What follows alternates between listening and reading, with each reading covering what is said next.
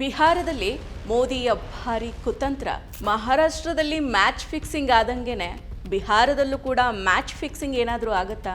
ಬಿಹಾರದಲ್ಲಿ ಮತದಾರರ ಪಟ್ಟಿಯ ವಿಶೇಷ ಸಮಗ್ರ ಪರಿಷ್ಕರಣೆ ನಡೀತಾ ಇದೆ. ಅದು ಚುನಾವಣೆಗೆ 2 ತಿಂಗಳು ಮುಂಚೆ. ಚುನಾವಣೆಗೆ 2 ತಿಂಗಳು ಬಾಕಿ ಇರುವಾಗಲೇ ಈ ರೀತಿ ಮತದಾರರ ಪಟ್ಟಿಯನ್ನು ಪರಿಷ್ಕರಣೆ ಮಾಡ್ತಾ ಇರೋದು ಯಾಕೆ? ನಮಸ್ಕಾರ. ಈ ವರ್ಷದ ಅಂದರೆ 2025ರ ಅಕ್ಟೋಬರ್ ನವೆಂಬರ್ನಲ್ಲಿ ಬಿಹಾರದಲ್ಲಿ ವಿಧಾನಸಭಾ ಚುನಾವಣೆ ನಡೆಯಲಿದೆ. ಜನತಂತ್ರದ ಹಬ್ಬಕ್ಕೆ ಇನ್ನೇನು ಕೆಲವೇ ತಿಂಗಳುಗಳು ಬಾಕಿ ಉಳಿದಿದ್ದಾವೆ. ಈ ನಡುವೆ ಮತದಾರರ ಪಟ್ಟಿಯ ವಿಶೇಷ ಸಮಗ್ರ ಪರಿಷ್ಕರಣೆ ಅಂದರೆ ಸ್ಪೆಷಲ್ ಇಂಟೆನ್ಸಿವ್ ರಿವಿಷನ್ ಚುನಾವಣಾ ಆಯೋಗ ಇದನ್ನ ಆರಂಭ. ಈ ಚುನಾವಣಾ ಆಯೋಗದ ಪರಿಷ್ಕರಣೆಗೆ ಬಿಜೆಪಿಯನ್ನು ಹೊರತುಪಡಿಸಿ ಕಾಂಗ್ರೆಸ್, ಆರ್ಜೆಡಿ, ಟಿಎಂಸಿ ಸೇರಿದಂತೆ ಹಲವು ವಿರೋಧ ಪಕ್ಷಗಳ ಕೆಂಗನಿಗೆ ಗುರಿಯಾಗಿದೆ. ಬಿಹಾರದಲ್ಲಿ ಅಧಿಕಾರಕ್ಕೆ ಏರೋದಕ್ಕೆ ಅನ್ಯ ಮಾರ್ಗವನ್ನು ಹಿಡಿಯೋದಕ್ಕೆ ಬಿಜೆಪಿ ಆಡಳಿತವಿರೋ ಕೇಂದ್ರ ಸರ್ಕಾರ ಅರ್ಥಾತ್ ಮೋದಿ ಸರ್ಕಾರ ಹಳೆಯ ತಂತ್ರವನ್ನು ಬಳಸಿ ಹೊಸದಾಗಿ ಬಾಣ ಪ್ರಯೋಗವನ್ನ ಮಾಡ್ತಾ ಇದೆ ಅನ್ನೋ ಆರೋಪಗಳು ಕೇಳಿಬರ್ತಾ ಇದೆ. ನನ್ನ ಫೇವರೇಟ್ ನಂದಿನಿ ಚೀಸ್. ಈಗ ಎಲ್ಲರ ಫೇವರೇಟ್ ನಂದಿನಿ ಚೀಸ್. ಹೌದು, ಈ ಹಿಂದೆ ಮಹಾರಾಷ್ಟ್ರದಲ್ಲಿ ನಡೆದಿದ್ದ ಲೋಕಸಭಾ ಮತ್ತು ವಿಧಾನಸಭಾ ಈ ಎರಡೂ ಚುನಾವಣೆಯ ಸಮಯದಲ್ಲಿ ಇದೇ ರೀತಿ ಮತದಾರರ ಪಟ್ಟಿ ಪರಿಷ್ಕರಣೆಯನ್ನು ಮಾಡಲಾಗಿತ್ತು. ಆ ಸಮಯದಲ್ಲಿ ಈ ಹಿಂದೆ ಇದ್ದ ಮತದಾರರಿಗೂ ಈಗ ಬರೋಬ್ಬರಿ 41 ಲಕ್ಷ ಮತದಾರರ ಸಂಖ್ಯೆ ಹೆಚ್ಚಳ ಆಗಿತ್ತು. ಈ ಚುನಾವಣೆಯಲ್ಲಿ ಅಂದರೆ ಮಹಾರಾಷ್ಟ್ರದ ಚುನಾವಣೆಯಲ್ಲಿ ವಂಚನೆ ನಡೆದಿದೆ ಅಂತ ವಿರೋಧ ಪಕ್ಷ ಕಾಂಗ್ರೆಸ್ ಟೀಕೆಯನ್ನು ಮಾಡಿ ಹಾಗೇನೆ ಆರೋಪವನ್ನ ಕೂಡ ಮಾಡಿತ್ತು. ಇದು ಪಕ್ಕ ಮ್ಯಾಚ್ ಫಿಕ್ಸಿಂಗ್ ಮಾಡಿ ಬಿಜೆಪಿ ಮಹಾರಾಷ್ಟ್ರದಲ್ಲಿ ಗೆದ್ದಿದೆ ಅಂತ ದೂರಿತ್ತು. ಆದರೆ ಚುನಾವಣಾ ಆಯೋಗ ಇದನ್ನು ತಳ್ಳಿ ಹಾಕಿತ್ತು. ಮೋದಿ ಕಾಲದಲ್ಲಿ ಸರ್ಕಾರಿ ಸ್ವಾಯತ್ತ ಸಂಸ್ಥೆಗಳಾದ ಐಟಿ, ಇಡಿ, ಸಿಬಿಐಗಳು ಮೋದಿ ಹೇಳಿದ ಹಾಗೇನೆ ಕೇಳ್ತಾವೆ ಅನ್ನೋ ಆರೋಪ ಈ ಸಂಸ್ಥೆಗಳ ಮೇಲಿದೆ. ಈ ಆರೋಪದ ಸಾಲಿನಲ್ಲಿ ಇದೀಗ ಚುನಾವಣಾ ಆಯೋಗವೂ ಸಹ ಸೇರ್ಕೊಂಡಿದೆ ಅನ್ನೋ ಗಂಭೀರ ಆರೋಪ ಇದೆ. ಹೀಗಾಗಿ ಮಹಾರಾಷ್ಟ್ರದಲ್ಲಿ ನಡೆದಂತೆ ಬಿಹಾರದಲ್ಲಿಯೂ ಕೂಡ ಮೋದಿಯ ತಂತ್ರ ಸಫಲವಾಗಿ ಈ ಮತದಾರರ ಪಟ್ಟಿ ಪರಿಷ್ಕರಣೆಯಿಂದ ಪಕ್ಕ ಮ್ಯಾಚ್ ಫಿಕ್ಸಿಂಗ್ ನಡೆಯಲಿದೆ ಅಂತ ಈ ಹಿಂದೆ ರಾಹುಲ್ ಗಾಂಧಿ ಅವರು ಹೇಳಿದರು. ಈ ಬೆನ್ನಲ್ಲೇ ಅಂದರೆ ರಾಹುಲ್ ಗಾಂಧಿಯವರು ಹೇಳಿಕೆ ನೀಡಿದ ಬೆನ್ನಲ್ಲೇ ಬಿಹಾರದಲ್ಲಿ ಮತದಾರರ ಪಟ್ಟಿಯ ವಿಶೇಷ ಸಮಗ್ರ ಪರಿಷ್ಕರಣೆ ನಡೆಸುವ ಸಂಬಂಧ ಚುನಾವಣಾ ಆಯೋಗ ಈ ಆದೇಶವನ್ನು ಹೊರಡಿಸಿತ್ತು. ಈ ಪರಿಷ್ಕರಣೆಯಲ್ಲಿ 2003ರ ನಂತರ ಚುನಾವಣಾ ಪಟ್ಟಿಯಲ್ಲಿ ನೋಂದಾಯಿಸಿಕೊಂಡ ಎಲ್ಲ ಮತದಾರರು ತಮ್ಮ ಪೋಷಕರ ಪೌರತ್ವವನ್ನು ಸಾಬೀತು ಮಾಡಬೇಕಾಗಿದೆ. ಚುನಾವಣೆಗೆ ಕೆಲವೇ ತಿಂಗಳುಗಳು ಮಾತ್ರನೇ ಬಾಕಿ ಇರೋ ಇಂತಹ ಸಮಯದಲ್ಲಿ ಆಯೋಗದ ಈ ಕ್ರಮ ತೀವ್ರ ಚರ್ಚೆಗೆ ಗುರಿಯಾಗಿದೆ. ಇದೀಗ ಚುನಾವಣಾ ಆಯೋಗದ ಈ ಕ್ರಮದ ಬಗ್ಗೆ ಆರೋಪ ಮಾಡಿ ಹಲವು ವಿರೋಧ ಪಕ್ಷದ ನಾಯಕರು ಸುಪ್ರೀಂ ಕೋರ್ಟ್ಗೆ ಅರ್ಜಿಯನ್ನು ಸಲ್ಲಿಸಿದ್ದಾರೆ. ಚುನಾವಣಾ ಆಯೋಗದ ಈ ಕ್ರಮ ಮತದಾರರ ಮತದಾನದ ಹಕ್ಕನ್ನು ಕಸಿದುಕೊಳ್ಳುತ್ತೆ. ಇಷ್ಟು ಮಾತ್ರ ಅಲ್ಲದೆ ಕೇಂದ್ರ ಸರ್ಕಾರದ ವಿವಾದಿತ ಕ್ರಮ ರಾಷ್ಟ್ರೀಯ ಪೌರತ್ವ ನೋಂದಣಿಯನ್ನು ಪರೋಕ್ಷವಾಗಿ ಜಾರಿಗೊಳಿಸಲಾಗ್ತಾ ಇದೆಯಾ? ಎನ್ಆರ್ಸಿಯನ್ನು ಜಾರಿಗೆ ತರೋದಕ್ಕೆ ಚುನಾವಣಾ ಆಯೋಗವನ್ನೇ ಮೋದಿ ಸರ್ಕಾರ ಬಳಸ್ಕೊಳ್ತಾ ಇದೆಯಾ ಅನ್ನೋ ಗಂಭೀರ ಪ್ರಶ್ನೆಗಳನ್ನು ಹುಟ್ಟುಹಾಕಿದೆ.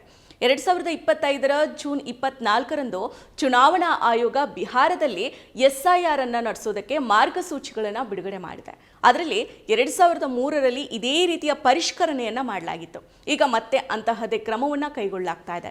ಮನೆ ಮನೆಗೆ ತೆರಳಿ ಪರಿಶೀಲನೆಯನ್ನು ನಡೆಸೋ ಈ ಕಾರ್ಯಕ್ರಮ ವಿವಿಧ ಕಾರಣಗಳಿಂದ ಅಗತ್ಯ ಆಗಿದೆ ಅಂತ ಹೇಳ್ಕೊಂಡಿದೆ. ವೇಗವಾದ ನಗರೀಕರಣದಿಂದಾಗಿ ವಲಸೆ ಮತ್ತು ವಿದೇಶಿ ಅಕ್ರಮ ವಲಸಿಗರು ಮತದಾನದ ಪಟ್ಟಿಯಲ್ಲಿ ಸೇರ್ಕೊಂಡಿದ್ದಾರೆ. ಅವರನ್ನು ಗುರುತಿಸೋದು, ಯುವ ಜನರ ಮತದಾನದ ಅರ್ಹತೆ, ಮರಣ ಹೊಂದಿದವರ ಚೀಟಿಯನ್ನು ರದ್ದುಗೊಳಿಸೋದು ಈ ಕ್ರಮದ ಪ್ರಮುಖ ಉದ್ದೇಶವಾಗಿದೆ ಅಂತ ಆಯೋಗ ಹೇಳಿಕೊಂಡಿದೆ. ಆಯೋಗ ಹೊರಡಿಸಿರೋ ಈ ಪ್ರಕಟಣೆಯಲ್ಲಿ 2025ರ ಜುಲೈ 1ರಿಂದ SRI ಅನ್ನು ಆರಂಭ ಮಾಡಬೇಕು. ಮತದಾರರ ಪಟ್ಟಿಯಲ್ಲಿ ಕೆಲವು ನಿಯಮಗಳನ್ನು ತಿಳಿಸಲಾಗಿದೆ. ಅದರಂತೆ 1987ಕ್ಕಿಂತ ಮೊದಲು ಜನಿಸಿದವರು ತಮ್ಮ ಜನ್ಮ ದಿನಾಂಕ ಅಥವಾ ಜನ್ಮ ಸ್ಥಳವನ್ನು ಸಾಬೀತುಪಡಿಸಬೇಕು.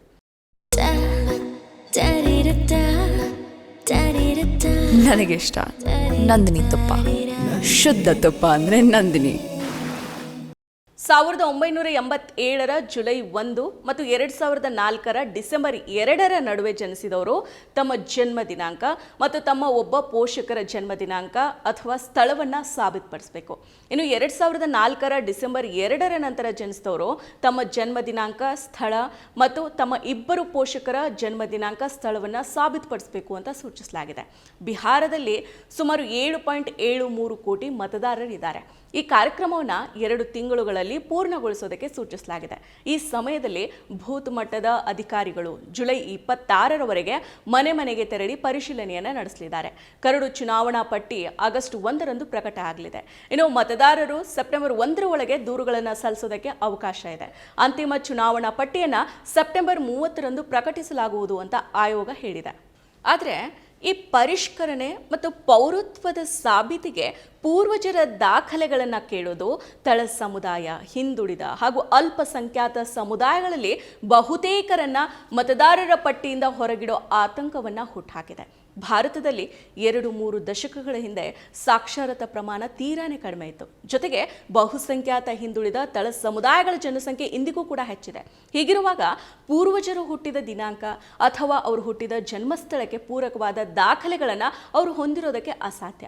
ಈ ಕಾರಣಕ್ಕಾಗಿಯೇ NRCಯನ್ನು ದೇಶದ ಜನರು ವಿರೋಧ ಮಾಡಿದರು. ಇದೀಗ ಅದೇ ನಿಯಮಗಳನ್ನು ಚುನಾವಣಾ ಆಯೋಗ ಮತದಾರರ ಪಟ್ಟಿ ಪರಿಷ್ಕರಣೆಯ ಮಾರ್ಗಸೂಚಿಗಳಲ್ಲಿ ಸೇರಿಸಿದೆ. ಹೀಗಾಗಿ ಮತದಾರರ ಚೀಟಿ ಪರಿಷ್ಕರಣೆಯಲ್ಲಿನ ಈ ನಿಯಮಗಳ ವಿರುದ್ಧ ಭಾರಿ ಆಕ್ರೋಶ, ಟೀಕೆ ಹಾಗೂ ವಿರೋಧಗಳು ವ್ಯಕ್ತ ಆಗ್ತಾ ಇದ್ದಾವೆ. ಅಂದಹಾಗೆ 2019ರಲ್ಲಿ ಅಸ್ಸಾಂ ಸರ್ಕಾರ ಭಾರತೀಯ ನಾಗರಿಕರನ್ನ ದಾಖಲೆ ರಹಿತ ವಲಸಿಗರಿಂದ ಬೇರ್ಪಡಿಸುವ ಉದ್ದೇಶದಿಂದ NRC ಜಾರಿಗೊಳಿಸಿತು. ಇದು ಅಸ್ಸಾಂನಲ್ಲಿ ನೆಲೆಸಿರೋ ನಿವಾಸಿಗಳು ಅಥವಾ ಅವರ ಪೂರ್ವಜರು 1971ರ ಮಾರ್ಚ್ 24ಕ್ಕೂ ಮೊದಲಿನಿಂದನೂ ಅಸ್ಸಾಂನಲ್ಲಿನೇ ಇದ್ದಾರೆ ಅನ್ನೋದನ್ನು ಸಾಬೀತು ಮಾಡಬೇಕು ಅಂತ ಸೂಚಿಸಿತ್ತು. ತಾನು ಅನುಸರಿಸಿದ ದಬ್ಬಾಳಿಕೆಯ ಕ್ರಮದಿಂದಾಗಿ 19 ಲಕ್ಷಕ್ಕೂ ಹೆಚ್ಚು ಜನರು ಭಾರತೀಯರೇ ಅಲ್ಲ ಅಂತ ಪಟ್ಟಿ ಮಾಡಿತು. ತಮ್ಮ ಪೌರತ್ವವನ್ನು ಸಾಬೀತು ಮಾಡೋದಕ್ಕೆ ವಿಫಲರಾದವರನ್ನ ಬಂಧಿಸಿಡೋದಕ್ಕೆ 6 ಡಿಟೆನ್ಷನ್ ಕೇಂದ್ರಗಳನ್ನು ತೆಗೆದಿದೆ. ಸದ್ಯ ಕೋವಿಡ್-19 ಕಾರಣದಿಂದಾಗಿ NRC ಪ್ರಕ್ರಿಯೆ ಸ್ಥಗಿತಗೊಂಡಿದೆ. ಆದಾಗ್ಯೂ ಅಸ್ಸಾಂನ 19 ಲಕ್ಷ ಜನರು ತಮ್ಮ ಪೌರತ್ವವನ್ನು ಸಾಬೀತು ಮಾಡೋದಕ್ಕೆ ಹೋರಾಟವನ್ನು ನಡೆಸ್ತಾ ಇದ್ದಾರೆ. ಈಗ NRCಗೆ ಪೂರಕವಾಗಿ ಚುನಾವಣಾ ಆಯೋಗ ಮತದಾರರ ಪಟ್ಟಿ ಪರಿಷ್ಕರಣೆಗೆ NRCಯ ರೀತಿಯ ನಿಯಮಗಳನ್ನೇ ಅಳವಡಿಕೆ ಮಾಡಿದೆ. ಇದು ದೇಶದಾದ್ಯಂತ NRCಯನ್ನು ಜಾರಿಗೊಳಿಸೋದಕ್ಕೆ ಹವಣಿಸ್ತಾ ಇರೋ ಮೋದಿ ನೇತೃತ್ವದ ಕೇಂದ್ರ ಸರ್ಕಾರದ ಹುನ್ನಾರಕ್ಕೆ ನೆರವಾಗಲಿದೆ ಅಂತ ಕಾನೂನು ತಜ್ಞರು ಆರೋಪ ಮಾಡಿದ್ದಾರೆ. ಈ ಪರಿಷ್ಕರಣೆ ಗುಪ್ತ NRC ಜಾರಿಯ ಭಾಗ ಆಗಿದೆ. ಇದು ಲಕ್ಷಾಂತರ ಮತದಾರರನ್ನ, ವಿಶೇಷವಾಗಿ ಹಿಂದುಳಿದ ವರ್ಗದವರು, ದಲಿತರು, ಆದಿವಾಸಿಗಳು ಹಾಗೂ ಅಲ್ಪಸಂಖ್ಯಾತರನ್ನ ಮತದಾರರ ಪಟ್ಟಿಯಿಂದ ಕಿತ್ತು ಹಾಕೋ ಸಾಧ್ಯತೆ ಇದೆ. ಬಿಹಾರದ ಗ್ರಾಮೀಣ ಪ್ರದೇಶಗಳಲ್ಲಿ ಬಹಳಷ್ಟು ಜನರ ಬಳಿ ಜನನ ಪ್ರಮಾಣ ಪತ್ರಗಳು, ಆಧಾರ್ ಕಾರ್ಡ್ನಂತಹ ದಾಖಲೆಗಳು ಕೂಡ ಇಲ್ಲದೆ ಇರಬಹುದು. ಪೋಷಕರ ಜನನ ಸಂಬಂಧಿತ ದಾಖಲೆಗಳನ್ನು ಸಲ್ಲಿಸೋ ಷರತ್ತು ಅನೇಕರಿಗೆ ತಮ್ಮ ಮತದಾನದ ಹಕ್ಕನ್ನು ಕಸಿದುಕೊಳ್ಳೋ ಅಪಾಯವನ್ನು ಉಂಟು ಮಾಡುತ್ತೆ ಅನ್ನೋ ಆತಂಕ ಬಿಹಾರಿಗರಲ್ಲಿ ಎದುರಾಗಿದೆ. ಮತ್ತೆ ಮತ್ತೆ ಸವಿಯಬೇಕೆನಿಸುವ ಮೃದುವಾದ ನಂದಿನಿ ಪನ್ನೀರ್.